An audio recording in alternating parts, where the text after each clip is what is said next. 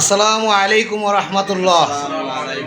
ইসলামী শ্রমিক আন্দোলন বাংলাদেশ পাথরঘাটা উপজেলা শাখার সংগঠনকে বেগমান করার জন্য আজকের বিভিন্ন এলাকায় বিভিন্ন জায়গায় আমরা সফরের জন্য বের হইতেছি ইনশাল্লাহ। পাথরঘাটা মা ডিজিটাল প্রেস থেকে ইনশাল্লাহ সদস্য ফরম বিভিন্ন কাগজ ডকুমেন্টপত্র সঙ্গে নিয়ে আমরা সফরে বাইরে হইতেছি ইনশাল্লাহ। আমাদের জন্য দোয়া করবেন, আল্লাহর জমিনে আল্লাহর দিন বাস্তবায়ন করার জন্য ইসলামী শ্রমিক আন্দোলন বাংলাদেশ পাথরঘাটা উপজেলা শাখা কাজ করে যাচ্ছে, কাজ করবে ইনশাল্লাহ।